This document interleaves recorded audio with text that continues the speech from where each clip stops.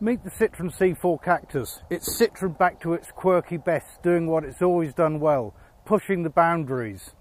And with this model, Citroen has combined what it calls a crossover with a hatchback, and a little bit of a sport utility look to it as well. So what do we call it? Citroen calls it a crosshatch. It's fun, it's funky, it's as happy in the country as it is in the city.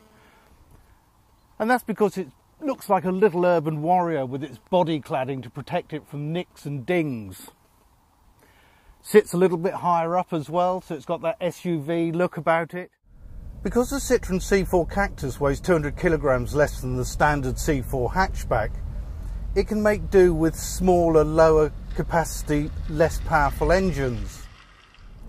And this means there's a choice of 1.2 and 1.2 turbo petrol engines and two 1.6 diesels, one the latest Euro 600 horsepower, and this one, which is the 92 horsepower 1.6, mated to the 6-speed automated manual gearbox.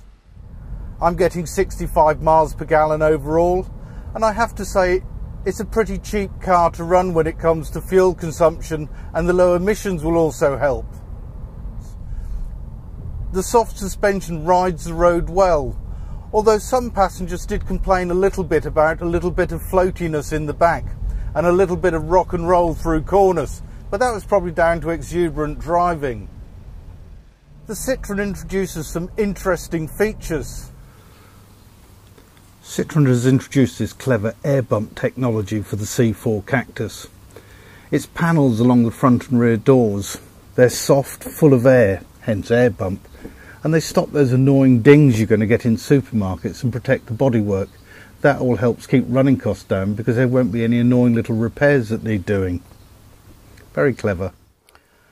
The concept car looks continue inside with a very simplistic dashboard.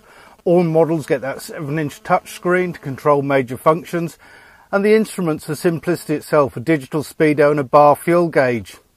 There's also another clever touch that Citroen has moved the airbag into the roof rather than the fascia, and that means that you can have that huge glove box. There's also a useful amount of space in the back. This seat is set up for an average adult, and there's plenty of room here for me too. The only downside is that this optional panoramic sunroof does limit headroom a bit if you're particularly tall. Not an issue for me. The 358 litre boot is well shaped, deep, flat-sided, but that means it's got a high load sill, and the one-piece rear seat back limits versatility when you fold it flat. There's a lot to like about this Citroen, and it grew on me the more I drove it. I love these big roof rails, they really give it a sense of purpose, and I like the way the roof seems to float. It's very stylish. And this is a car that's really going to appeal to people who want to look different. I know while I've been driving it, people have been pointing and laughing, and they really like the look of it. But it's still a bit of a love it or hate it car, one of those Marmite models.